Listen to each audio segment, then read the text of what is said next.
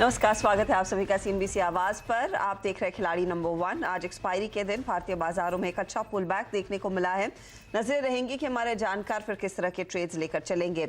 कुल मिलाकर 17,000 के ऊपर इस समय ट्रेड बनता हुआ दिखाई दे रहा है। निफ्टी 17,020 के स्तरों पर आज एक अच्छा रिवर्सल 1748 तक हम पहुंचे। लोअर साइड पर 16,976, तो रेंज अभी भी संकरी है लेकिन पॉजिटिव टेरिटरी में ट्रेड। निफ्टी बैंक देखिए, निफ्टी बैंक में कल दोपहर में ही इंडिकेशन आ गया था कि चाल थोड़ी सी और सुधरती हुई दिखाई देगी। इस समय करीब 250 अंकों की बढ़त पर निफ्टी बैंक ट्रेड करता हुआ दिखाई दिया है। 39,822 के लेवल्स देखने को मिल रहे हैं। 39,900 का हाई याद रखिएगा आज इस इंडेक्स ने दिखाया है कुछ ही देर पहले। दूसरी तरफ एडवांस डिक्लाइन रेशियो जो ज्यादातर समय इनफैक्ट पिछले 3 ट्रेडिंग सेशन से तो खास तौर से नेगेटिव जोन में था और 1:4 का आलम बन रहा था। आज स्थिति उल्टी है। आज तेजी वाले शेयर फिर से कमान संभालते हुए दिखाई दे रहे हैं और 3:1 का रेशियो, यानी कि 3 बढ़ने वाले शेयर और 1 में गिरावट देखने को मिल रही है। तेजी आई है अलग अलग पॉकेट से, लेकिन ऑफ कोर्स बैंकों में तो खरीदारी है ही और ऑटो कंपनियां Hero Moto, Eicher, M&M, Tata Motors, Bajaj auto 1% से ज्यादा की तेजी इन सब में देखने को मिली है। और कल तक जो लड़खड़ा रहे थे बजाज, फिनसर्व और फाइनेंस के स्टॉक्स, वहां पर भी एक रिवर्सल देखने को मिल रहा है। तो अब यहां से हमारे जानकारों की क्या रणनीति रहेगी, किस तरह के ट्रेड्स वो लेंगे, पहले इनके रिटर्न्स आपकी स्क्रीन पर। हफ्ता थोड़ा सा मुश्किल बीत रहा है लेकिन पॉजिटिव रिटर्न अब ब्रिजेश रेल कमा रहे हैं 1% के ऊपर का।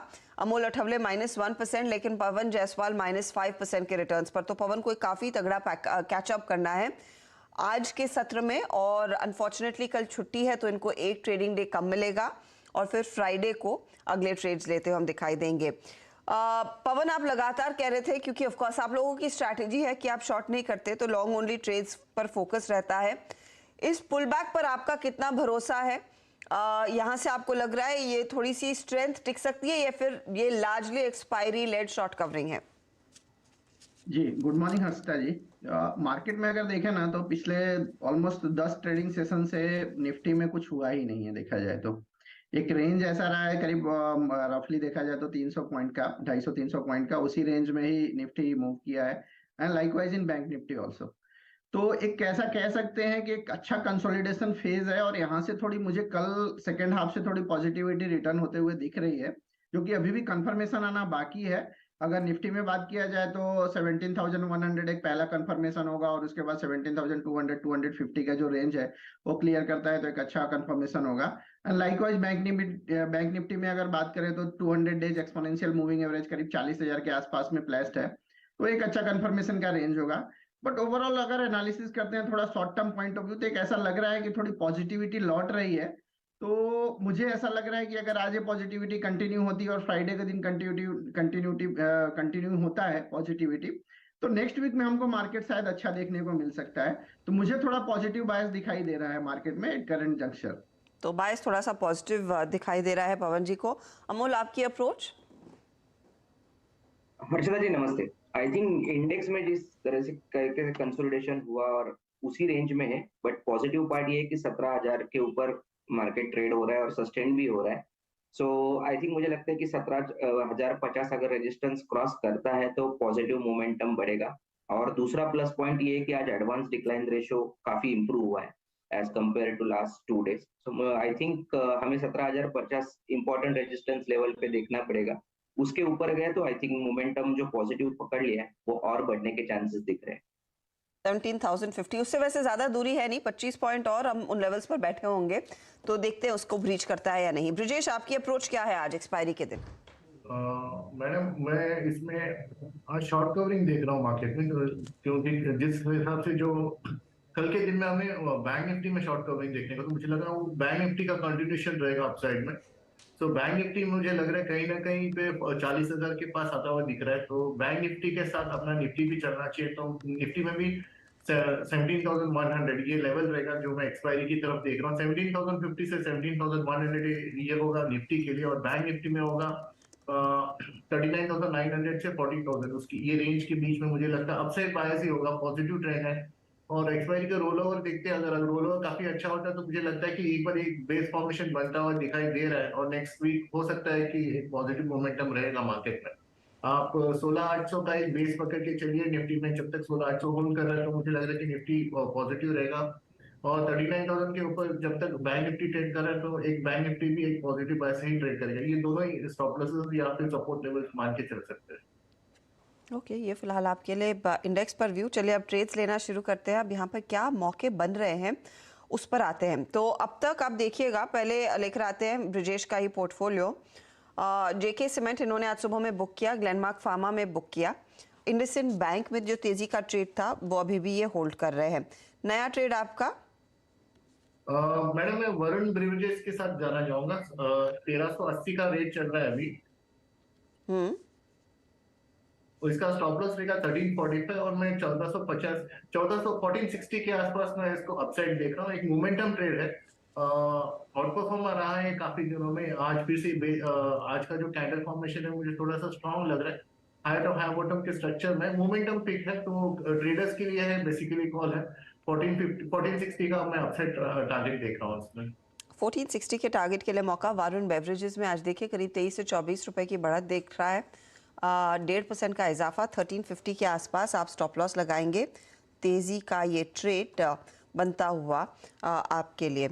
अगला ट्रेड पवन आपसे लेते हैं। पवन का पोर्टफोलियो जाइडस लाइफ को होल्ड कर रहा है। जाइडस में एक और ड्रग अप्रूवल की खबर थी, साथ ही साथ नैटको फार्मा को भी होल्ड कर रहे हैं। तो ये कुछ डिफेंसिव काउंटर्स इन्होंने चुने थे। पवन, नया ट्रेड क्या जोड़ेंगे इनके साथ?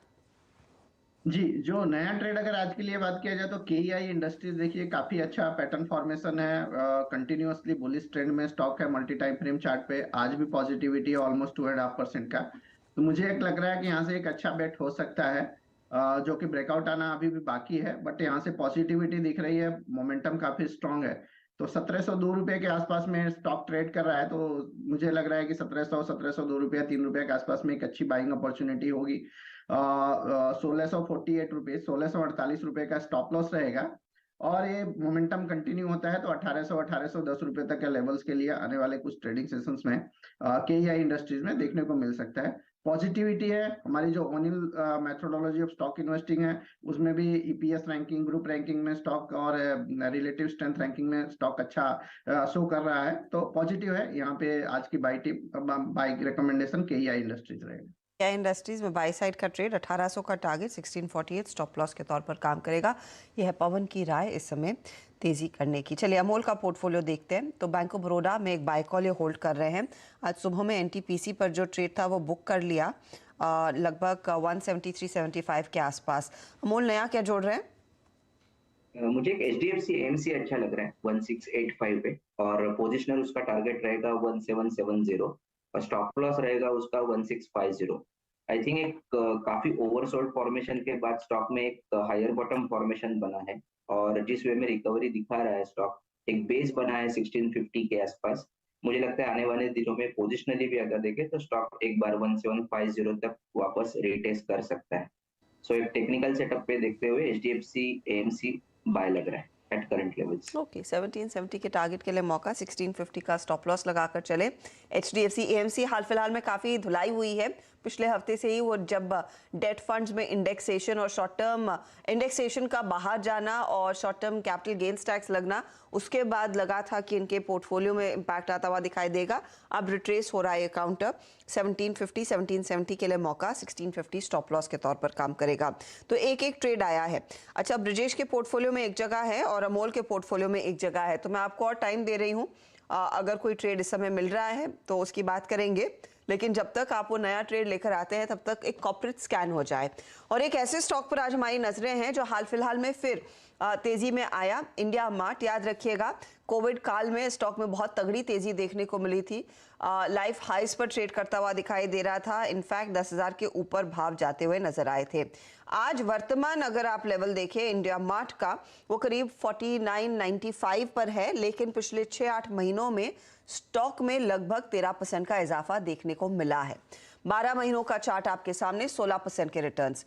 Q3 के बाद हमने देखा कंपनी के जो पेइंग सब्सक्राइबर्स हैं उनमें थोड़ा सा मूव आता हुआ दिखाई दिया है। अब एक्चुअल स्थिति कैसी है, ओवरऑल बिजनेस ग्रोथ कहां से आ रहा है, हमारे साथ कंपनी के CEO और फाउंडर दिनेश अग्रवाल जुड़ गए हैं। अग्रवाल साहब, स्वागत है आपका CNBC आवाज पर। Q3 में मैंने देखा था कि धीरे धीरे करके हर पैरामीटर पर, चाहे वो EBITDA हो, रेवेन्यू हो, इन सब में ग्रोथ देखने को मिली थी। तो एक स्टेटस चेक लेना चाहते हैं। Arshada, I cannot hear you. Sir, can you hear me now? आपको आवाज आ रही है अग्रवाल साहब? Yes, अब आ रही है। हाँ, तो मैं बेसिकली आपसे समझना चाह रही हूँ कि इस समय रन रेट कैसी है बिजनेस की, स्पेशली इन Q4, क्योंकि पिछले साल से Q3 से अब Q3 तक के आंकड़े देखे तो बिजनेस में खासा इंप्रूवमेंट देखने को मिला था। ये रन रेट कितनी बेहतर हो पाई है? नहीं, Q4 के बारे में तो अभी हम कोई बात नहीं कर सकते, क्योंकि Q4 के रिजल्ट्स अगले महीने करीब अनाउंस होंगे, जब तभी बात कर पाएंगे। बट इन जनरल अगर आप देखें तो कलेक्शन हमारा अच्छा से ग्रो कर रहा है 24-25% के हिसाब से, एंड डेफर्ड रेवेन्यू भी करीब 25% के हिसाब से ग्रो कर रहा है। तो रेवेन्यू भी उसी हिसाब से आगे ग्रो करना चाहिए। पेइंग कस्टमर्स को लेकर क्या स्थिति और इम्प्रूव होती हुई दिखाई दे रही है? क्योंकि बीच में कुछ सब्सक्राइबर्स थोड़े से डैम्प हुए थे, लेकिन अब ओवरऑल क्या सेंटिमेंट बेहतर हुआ है अग्रवाल साहब? हाँ, तो जैसा मैं पहले भी गाइड कर रहा हूँ कि हम करीब 8,000 सब्सक्राइबर हर क्वार्टर ऐड करने की कोशिश करेंगे। क्वार्टर 3 में क्योंकि छुट्टियां काफी होती हैं, तो इसलिए थोड़ा डैम्पन रहा है वहां पे, और लेकिन मुझे लगता है कि क्वार्टर 4 में हम वापस से 8,000 की नंबर टच कर पाएंगे शायद। पिकअप है, और वो सीजनैलिटी सिर्फ उस Q3 में ही रहती है और कहीं नहीं, राइट? जी, नहीं रहनी चाहिए। अच्छा, आपने जब पिछली बारी हमसे बात की थी, आपने कहा था मार्जिन्स लार्जली बॉटम आउट हो गया, अब यहाँ से आएगी तो इम्प्रूवमेंट ही आएगी। तो किन फैक्टर्स की वजह से आपको लग रहा है मार्जिन्स अब और बेहतर होने के आसार बनते दिखाई दे रहे हैं? तो मेनली अगर आप देखें तो हमने पहले काफी सारे एम्प्लॉय एडिशन काफी तेजी से किया था, क्योंकि कोरोना के टाइम में तो हमने ज्यादा इन्वेस्टमेंट नहीं की थी, और उसके बाद हमने तेजी से बैकफिल किया, और वो बैकफिलिंग मोर और लेस अब कंप्लीट होने वाली है। और ऐसा लगता है कि कलेक्शंस अच्छे से ग्रो किए हैं, कस्टमर भी बेस भी अच्छा से ग्रो किया है, तो आगे आने वाले समय में शायद धीरे धीरे हम 30% के आसपास मार्जिन पहुंचेंगे। ओके, और ये इस नए फिस्कल में होता हुआ दिखाई देगा FY24 में? जी, पूरे चांसेस हैं उसके। अच्छा, मुझे ये बताइए सर, हाल फिलहाल में आपने कई सारे एक्विजिशंस किए, उसका कितना योगदान देखने को मिल रहा है, specially in the current fiscal FY23 में, और इन एक्विजिशन के जरिए आप कितना बिजनेस को स्केल कर पाएंगे इन द कमिंग ईयर्स, और किन कैटेगरीज में? अगर आप देखें तो एक्विजिशन हमने सिर्फ 2 ही किए हैं। एक लाइव कीपिंग, जो कि बहुत ही अर्ली स्टेज है, उसका कोई रेवेन्यू अभी है नहीं मीनिंगफुल, और दूसरा बिजी इन्फोटेक। और बिजी इन्फोटेक में करीब अगर आप देखें रेवेन्यू रन रेट के हिसाब से, तो करीब 40-50 करोड़ रुपए का कंट्रीब्यूशन इस साल में रहा है, और आगे आने वाले समय में ये धीरे धीरे बढ़ेगा, क्योंकि उसका बेस बहुत छोटा है एज कंपेयर टू पूरा जो इंडिया मार्ट का बेस है, तो धीरे धीरे बढ़ेगा। मैं इनफैक्ट एक रिपोर्ट पढ़ रही थी जहां पर आप ही को कोट किया गया है कि आप अपने रेवेन्यू को लगभग डबल कर पाएंगे 2027 तक का। क्या वो पैरामीटर्स हैं जिस बेसिस पर वो ग्रोथ देखने को मिलेगी, और इस ग्रोथ को उस लेवल डबल करने के लिए जो नियरली 2000 करोड़ का आपने टारगेट रखा है, उसे अचीव करने के लिए किस तरह के इन्वेस्टमेंट्स और आप बिजनेस में करना चाहेंगे? एक तो देखिए, हम करीब 95,000 कैटेगरीज में काम करते हैं, और कैटेगरीज का डेप्थ धीरे धीरे बढ़ रहा है, और वहां से नेटवर्क इफेक्ट आना शुरू होना चाहिए। पेइंग सब्सक्राइबर भी हमारे पहले करीब 5-6 हजार पर क्वार्टर बढ़ते थे, और अब हमने काफी इन्वेस्टमेंट किया है 8,000 पर क्वार्टर के लिए हिसाब से। इसके हिसाब से अगर देखा जाए तो आगे आने वाले समय में हमें लगता है कि कलेक्शन और रेवेन्यू ये सब 20% के हिसाब से ऊपर बढ़ेंगे। उसके अलावा एक्विजिशन में भी अगर आप देखें तो बिजी भी एक अच्छा धीरे धीरे कंट्रीब्यूटर बनेगा।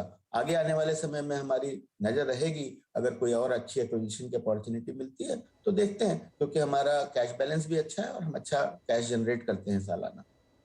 आपका जो largest the highest share of paying subscriber है वो इंडस्ट्रियल सेगमेंट से आता है, जिसमें इंडस्ट्रियल प्लांट है, मशीनरी इक्विपमेंट है। वहां पर इस तरह के एनवायरनमेंट में आपको लग रहा है और ग्रोथ की गुंजाइश बनती दिखाई देगी मिस्टर अग्रवाल?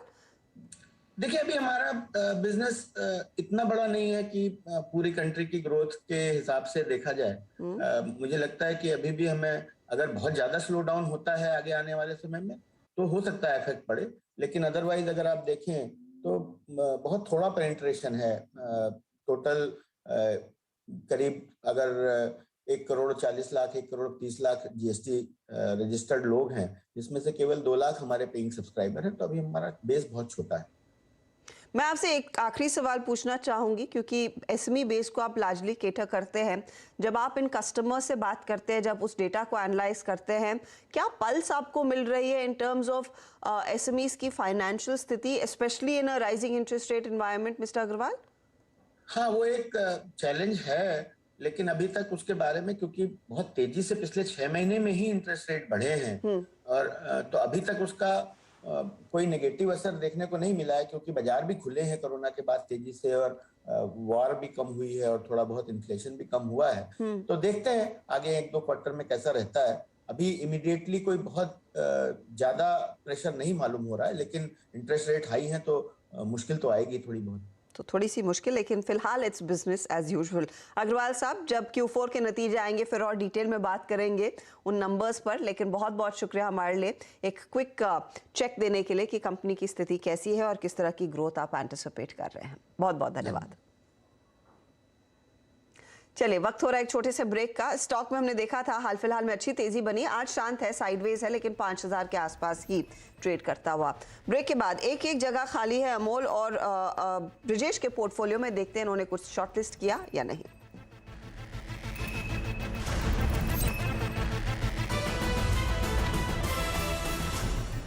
आप देख रहे हैं खिलाड़ी नंबर 1। एक एक ट्रेड अमोल और ब्रिजेश दे सकते हैं। फिलहाल ब्रिजेश ने कुछ आइडेंटिफाई कर लिया है, बताइए ब्रिजेश। मैडम, मुझे लग रहा है कि टीवीएस मोटर एक ऐसा काउंटर रहेगा जो आने वाले दिनों में हमको 1100 क्रॉस करते हुए देख सकते हैं। इवन मार्केट अगर परफॉर्म नहीं भी करता तो मुझे इसका ओवरऑल स्ट्रक्चर काफी पॉजिटिव लग रहा है। मैं करंट प्राइस में इसको बाय लेना चाहूंगा। इसका जो स्टॉप लॉस है 1035 का रहेगा। ऊपर में 1108 का एक ट्रेडिंग पैटर्न, ये एक्चुअली कॉल 3-4 दिन और चल सकता है, बट मेरा पॉजिटिव व्यू है ये काउंटर के ऊपर। तो थोड़ा सा पोजिशनल ट्रेड आप दे रहे हैं 1108 के लिए। टीवीएस मोटर बाय कॉल, करीब 2% ऊपर है वो काउंटर। अमोल का एक शेयर बाकी है जो शायद दोपहर में जोड़ते हुए दिखाई देंगे। चलिए, आपके लिए फटाफट से रिकैप कर देते हैं हमारे जानकारों ने क्या ट्रेड्स आइडेंटिफाई किए। तो ब्रिजेश ने टीवीएस मोटर अभी जोड़ा, 1108 का टारगेट, 1035 स्टॉप लॉस।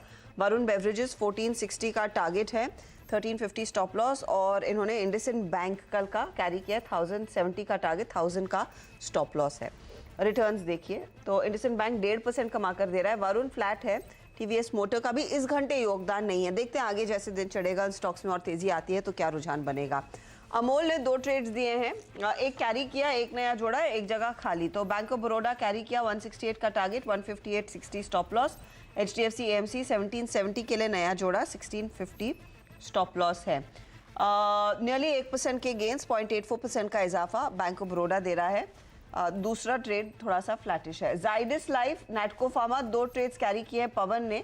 जाइडस का टारगेट 515, 468 स्टॉप लॉस। नैटको 605 का टारगेट, 539 स्टॉप लॉस। नया जोड़ा है KEI, 1800 का टारगेट, 1648 स्टॉप लॉस है। रिटर्न्स देखिए, जाइडस 0.5% ऊपर, नैटको अभी भी दबाव में, KEI 0.05% जोड़ता हुआ। तो देखते हैं अब ओवरऑल स्थिति कैसी है। 3% के रिटर्न्स के साथ ब्रिजेश आगे, अब 0.5% के पॉजिटिव रिटर्न्स पर अमोल, लेकिन -5% के रिटर्न्स पवन जायसवाल के। ये है आपके लिए ताज़ा तस्वीर। ऑफ कोर्स आज दोपहर तक कुछ और चेंजेस आएंगे तो उसकी जानकारी हम हमारे जानकारों के साथ जानकारों की तरफ से जो आएगी वो शेयर करेंगे। और अमोल के एक ट्रेड का अभी भी इंतजार है। ऑल द बेस्ट आप तीनों को। लेंगे एक ब्रेक के बाद फोकस कमोडिटी मार्केट के एक्शन पर। बने रहिए CNBC आवाज़ के साथ और याद रहे इंडेक्स ट्रेड कर रहा है हाई के करीब ही, 16977 के आसपास निफ्टी।